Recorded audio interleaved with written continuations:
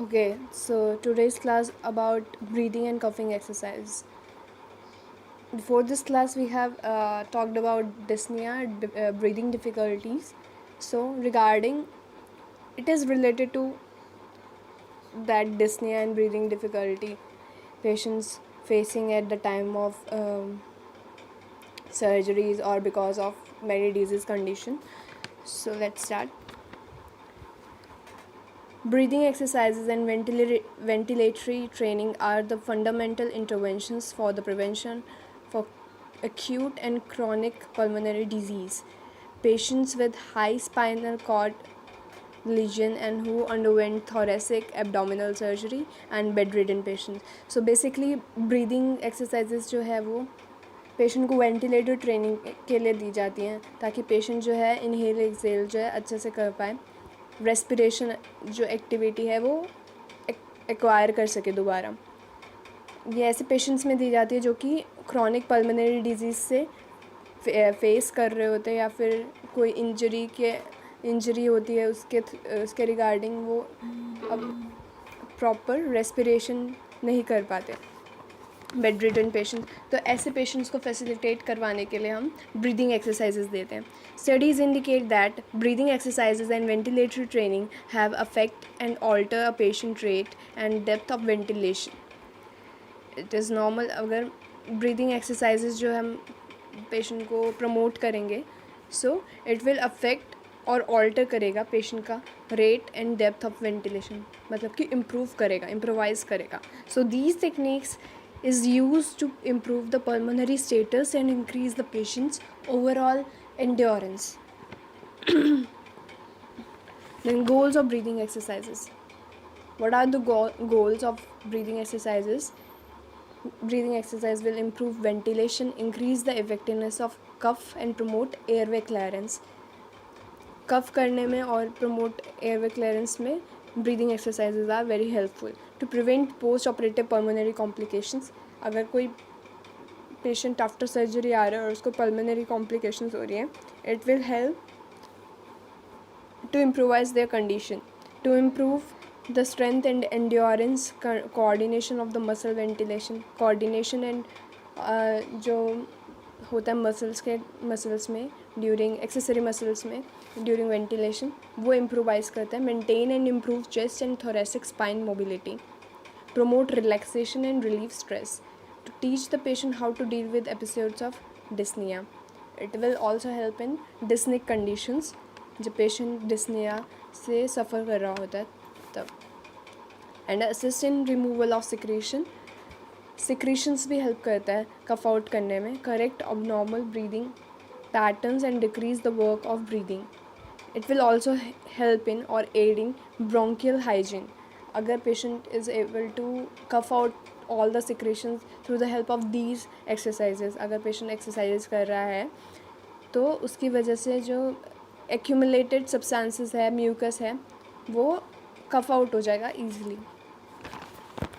Then principles, first of all there should be a quiet and calm area for exercises, so you have to select that. Explanation and instructions to the patient, give proper explanation and instructions to the patient.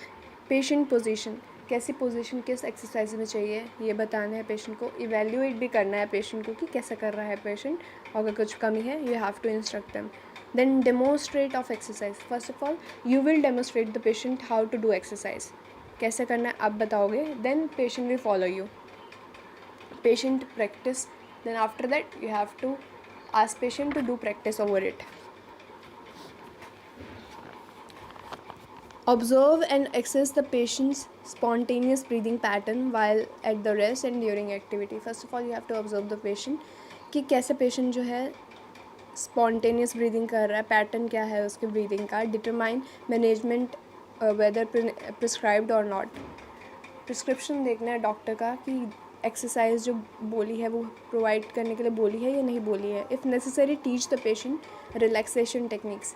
First of all you have to advise patient to relax, तो अगर patient relax नहीं कर पा रहा है तो आपको relaxation techniques बतानी है पेशेंट को। उसको बोलना है कि अपना नेक और शोल्डर जो है स्टिफ ना रखे, उसको रिलैक्स कर दे। Special attention on sternocleidomastoid and upper trapezius and levator scapula. These are accessory muscles for respiration, so you have to give attention on them. Demonstrate the breathing pattern to the patient. कैसे breathe लेना है, expire करना है, inspire करना है, you have to demonstrate that. Have the patient practice the correct technique in variety of position at rest and with activity. These are the accessory muscles. In the case you don't know, sternocleidomastoid, scalens group, and pectoralis, then expiratory muscles. So look at this. Now, precautions. What all precautions you have to take? Never allow the patient to force expiration. It may increase turbulence in the air, which leads to bronchospasm and airway resistance. तो patient को बोलना है forcefully expire ना करे air, क्योंकि इससे क्या होगा, जो एयर का पैसेज है, एयर में टर्बुलेंस आ जाएगा, मतलब उसका वे जो है उसमें चेंजेस आ जाएंगे इन एंड आउट के टाइम पे. Avoid prolonged expiration. It cause the patient to gasp with next inspiration and the breathing pattern become irregular and insufficient. So patient को बोलना है कि ज़्यादा एक्सपायरेशन ना करे, प्रोलॉन्ग्ड एक्सपायरेशन ना करे. उसकी वजह से क्या होगा, पेशेंट हाफने लग जाएगा, गैस्पिंग हो जाएगी उसको जब वो दोबारा से ब्रीद इन करेगा और ब्रीद आउट करेगा तो, और उसकी वजह से इरेगुलर हो जाएगी movement. Do not allow the patient to initiate inspiration with accessory muscle and upper chest and advise him that upper chest should be quiet during breathing. So patient को बोलना है रिलैक्स करने के लिए, और एक्सेसरी मसल्स का use नहीं करना है, बिल्कुल कामली उसको बोलना है कि ब्रीथ करने के लिए. Allow the patient to perform deep breathing only for 3 to 4 times. 3 से 4 बार ही आपको इंस्पिरेशन एंड एक्सपायरेशन प्रोसीजर करना है ताकि हाइपर वेंटिलेशन ना हो. There are some indications which indicate these breathing and coughing exercises. First of all, cystic fibrosis, bronchiectasis, atelectasis, lung abscess, pneumonias, acute lung disease. For patients with high spinal cord lesions or spinal cord injury and myopathies, etc. COPD include emphysema and chronic bronchitis. After surgeries, there will be thoracic and abdominal surgery. In that cases, for patient who must remain in bed for an extended, जो bedridden patients होते हैं और जो जिनको bed stay order मिलता है वैसे patient को, because obstruction due to retained secretions, they will be indicated to breathing exercises. And also as a relaxation procedure, you can provide breathing and coughing exercises. Then what are the mainly indications are for those patients who are suffering from respiratory system and mainly for respiratory system जिनके lungs और bronchias जो है collapse हो गए हैं. सो ऐसे patient को indicate किया जाता है breathing difficulty, breathing exercises. Then contraindications. A patient is having severe pain and discomfort, acute medical or surgical emergency, patient with reduced conscious level, increased intracranial pressure, unstable head or neck injury is there, active hemorrhage with high hemodynamic instability और hemoptysis. अगर patient का hemorrhage हो गया, blood loss ज़्यादा हो गया, फैलाइल chest, अगर कोई इंजरी है for a particular segment chest में, अगर कोई ट्रॉमा हुआ है तब. Then uncontrolled hypertension. In all these conditions, your breathing exercise and coughing exercise are contraindicated. मतलब आप इन सब conditions में नहीं दोगे. Types of breathing exercises: diaphragmatic breathing exercise, glossopharyngeal breathing exercise, pursed lip breathing exercise, segmental breathing exercise. Segmental breathing exercise में है 3 तरह के टेक्निक्स है: apical breathing, lateral costal expansion and posterior basal expansion. ये सारी टेक्निक्स जो है segmental breathing में यूज़ की जाती है. First of all we are going to deal with diaphragmatic breathing. Diaphragmatic breathing is diaphragm is the primary muscle for breathing, that is inspiration. Diaphragm controls breathing at an involuntary level. A patient with primary pulmonary disease like COPD can be taught breathing control by optimal use of diaphragm and relaxation of accessory muscles.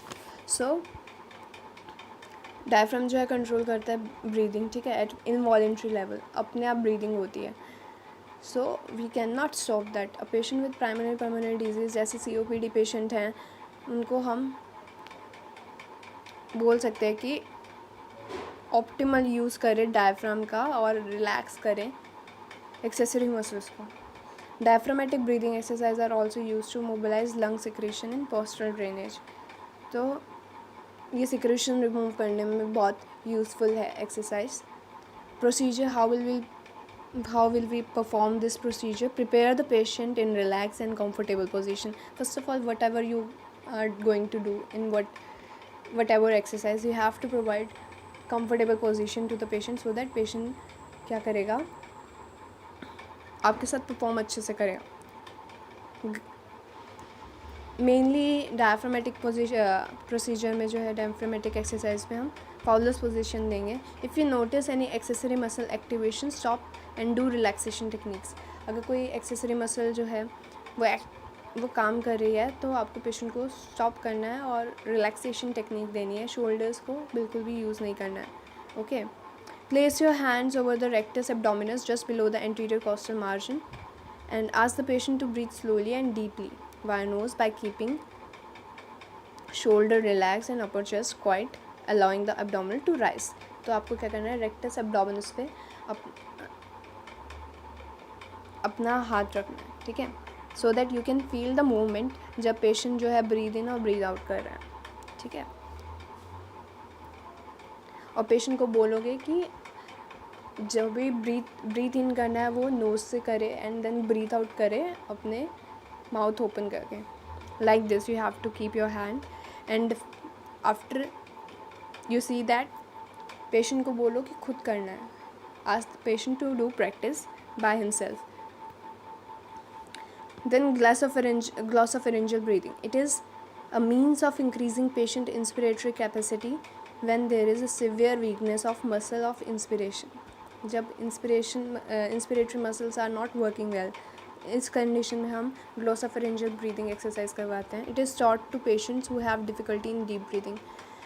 जो deep breath नहीं कर पा रहे हैं ऐसे patients में जिनका lung expansion नहीं हो रहा है. It is use primarily for ventilatory dependent patient due to absent और incomplete innovation of diaphragm because of high cervical cord injury और न्यूरोमस्कुलर डिसऑर्डर्स. ये ऐसे पेशेंट में दी जाती है जिनको न्यूरोमस्कुलर डिसऑर्डर्स होते हैं और स्पाइनल कॉर्ड इंजरीज़ के बाद न्यूरोमस्कुलर सिस्टम जो है वो वीक पड़ जाता है. Glossopharyngeal breathing with inspiratory action of neck muscle can reduce ventilatory dependence or can be used as an emergency procedure for malfunctioning of ventilator. So glossopharyngeal exercises जो है वो ब्रीदिंग एबिलिटी को बढ़ाने के लिए की जाती हैं. अगर पेशेंट वेंटिलेटर पे है तो वेंटिलेटर डिपेंडेंसी को हटाने के लिए हम ये एक्सरसाइज देते हैं. और अगर कोई मैल फंक्शन हो गया ventilator, so we will provide this technique so that patient will survive. How we will do procedure, patient take several gulp of air. Mean patient को बोलना थोड़ा थोड़ा एयर लेना है अंदर 6 to 10 times regularly without a gap. बिना gap के 6 to 10 times you have to take in the air. Then by closing the mouth the tongue pushes the air back and trap it in the pharynx. उसके बाद क्या करना है, mouth close कर देना और जो टंग है वो ट्रैप कर देगी एयर फेरिंग्स में. Then the air is then pose to the lungs when the glottis is open. तो जब आप ट्रैप कर दोगे फेरिंग्स के अंदर, ग्लॉटिस ओपन होगा तो जो फोर्सफुली जो एयर है वो आपके लंग्स के अंदर ट्रैप हो जाएगी. This increase the depth of inspiration and patients inspiratory vital capacity. Means patient की जो इंस्पिरेशन कैपेसिटी है वो इंक्रीज़ हो जाएगी.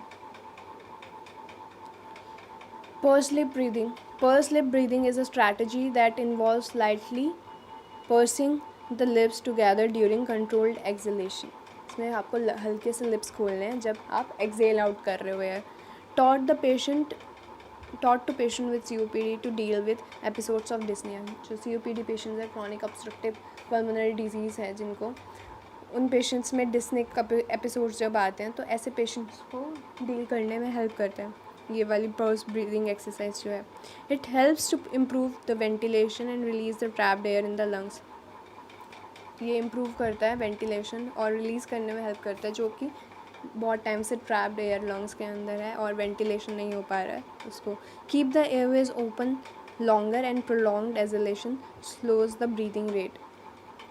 जब आप प्रोलॉन्ग धीरे धीरे जो है आप पर्स लिप्स से एक्सेल आउट करोगे तो ब्रीदिंग रेट जो है वो भी स्लो हो जाएगा। It moves old air out of the lungs and allow new air to enter. As I have told you, पुरानी एयर जो आपकी है, ओल्ड एयर जो स्टोर्ड है अंदर, वो लंग्स से बाहर आएगी क्योंकि you are exhaling out with purse lips, and जो जो न्यू एयर है you can take in. Patients in a comfortable position and procedure कैसे करेंगे? पेशेंट इन को बोलेंगे कि कंफर्टेबल पोजीशन में रहे, एक्सप्लेन करोगे पेशेंट को कि क्या करने वाले हो। Abdominal muscle contraction must be avoided. Therapist hand over the patients abdominal to check the contraction. जो एब्डोमिनल मसल्स हैं उनका कॉन्ट्रैक्शन जो है आप अवॉइड करोगे, और इस चीज़ को चेक करने के लिए you have to place your hand over abdomen. Ask the patient to breathe in slowly and deeply through the nose and then breathe out gently through lightly pursive. Patient को जब भी बोलोगे आप ब्रीदिंग करने के लिए, he has to breathe in by the nose, ठीक है। और जब भी एक्सेल आउट करने के लिए बोलोगे, ब्रीथ आउट करने के लिए बोलोगे तो माउथ से बोलोगे, जैसे कि कैंडल ब्लो करते हैं वैसे ही, उसी वे में। By providing slightly resistance and increase positive pressure will generate within the airway which helps to keep the open small bronchioles. So जो इसकी वजह से क्या होगा, पॉजिटिव प्रेशर जो है वो क्रिएट होगा, जिसकी वजह से एयरवेज जो है वो ओपन हो जाएंगे और जो ब्रोंक्यूल्स हैं जो कोलैप्स हो रहे हैं वो भी ओपन होने में हेल्प करेगा। It can applied as a 3 to 5 minutes। हम 3 to 5 minutes के लिए ही बोलेंगे एक्सरसाइज करने के लिए। Then guidelines of teaching breathing exercises. Choose a quiet area to get proper interaction with the minimal distraction. First rule, जब भी आप पेशेंट को कुछ टीच करने जा रहे हो तो आपको एनवायरमेंटल भी देखना है कि एनवायरनमेंट जो है आपका काम एंड क्वाइट हो और फ्रेश एयर आ रही हो, so that patient will feel good, and जो आप इंस्ट्रक्शन दे रहे हो there will be no distraction there. Explain the patient about the aim and how it works for his impairment. Explain करोगे पेशेंट को कि क्या एम है इसका, क्यों करवा रहे हैं आप उनको breathing exercise. Have the patient in a relax position and लूजन the clothes. Tight clothings नहीं देने, लूज क्लोथ देने, और सेमी फाइबर पोजीशन में, दैट इज़ 45 डिग्री तक आपको एलिवेट करना है बेड, और पेशेंट को बोलना है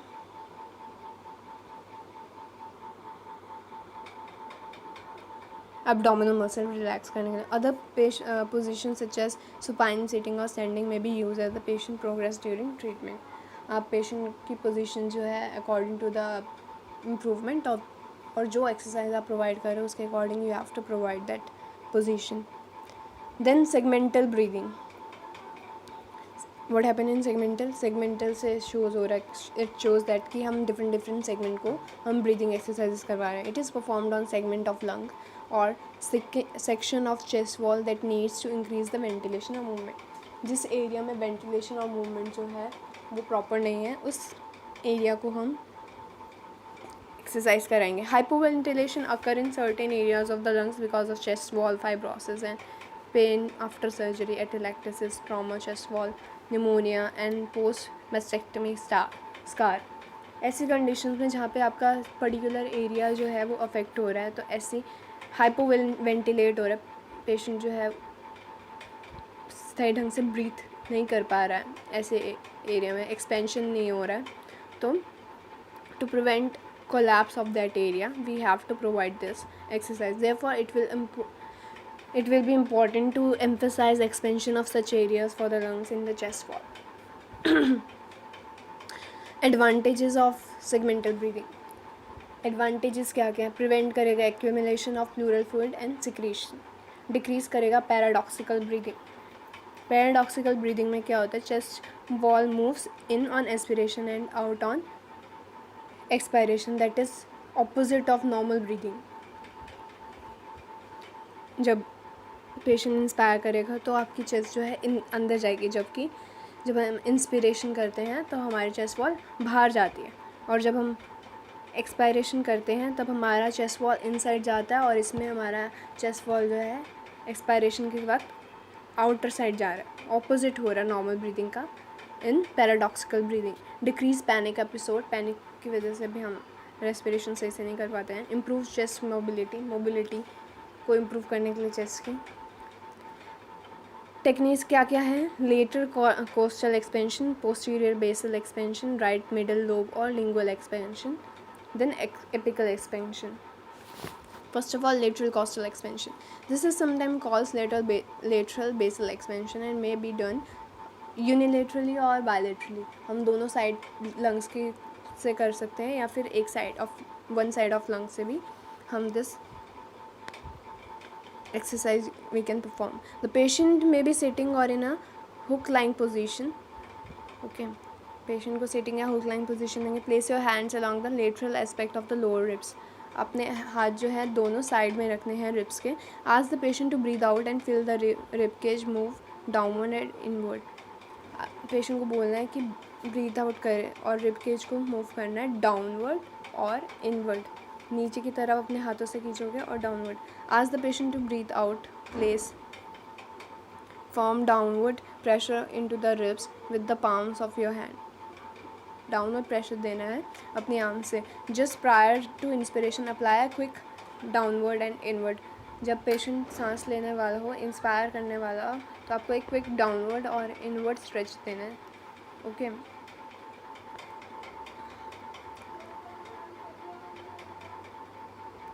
द पेशेंट में then taught the perform the manual. उसके बाद क्या करना है आपको? पेशेंट को खुद से ये एक्टिविटी करने के लिए बोलना है. पेशेंट आप प्रोवाइड करो. You have to place your hand over lateral side, ठीक है. But once you have taught the patient, then ask the patient to do it by himself. Like you are performing on bilateral side. This is bilateral side. You have hold the chest and rib of the lateral side of the patient. This patient is doing by himself after performing or after teaching him. Okay, then posterior basal expansion. This is from form of segmental breathing, is important for the post surgical patient who is bed in a semi reclining position or for an extended period of time. जो bed ridden patient है और semi reclining position में रहते हैं, ऐसे patient के लिए है ये. Secretion often accumulate over the posterior segment of the lower lobes. इसमें क्या है? पोस्टीरियर साइड में लोअर लोब्स के सिक्रीशन एक्यूमुलेट है, तो ऐसे पेशेंट्स को दी जाती है ये posterior basal expansion exercises. Procedure में आप क्या करोगे? Have the patient set and lean forward on a pillow, slightly bend the hips. Patient को बोलोगे लीन करने के लिए पिल्लो के ऊपर सिटिंग पोजीशन में.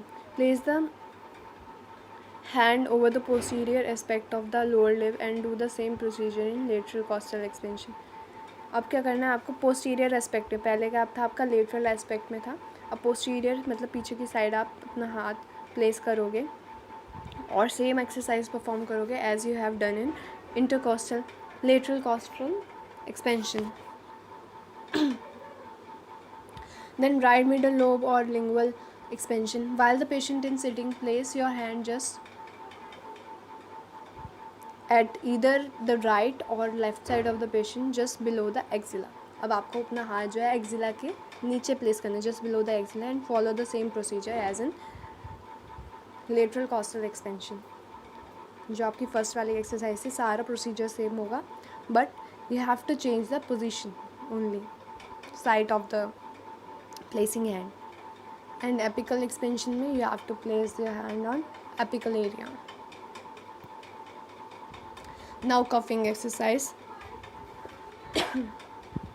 Ask the patient कि सिटिंग पोजीशन में रहे and hold that pillow formally, tightly hold करना है पेशेंट को आगे चेस्ट साइड पे. ये उन पेशेंट्स में दी जाती है जहाँ पे मेनली सर्जरी हुई होती है. ठीक है.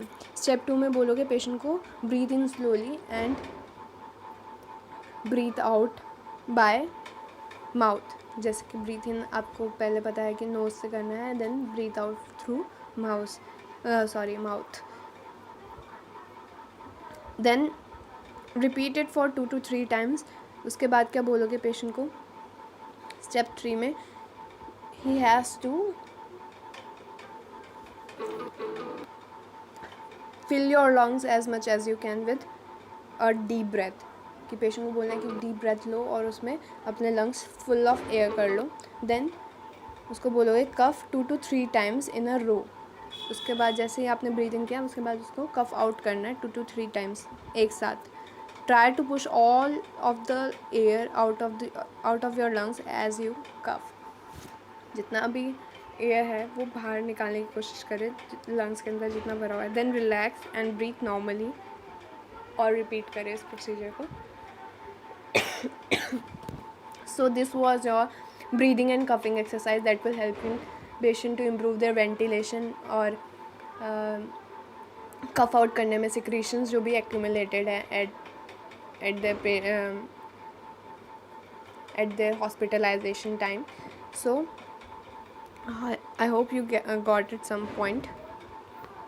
Thank you.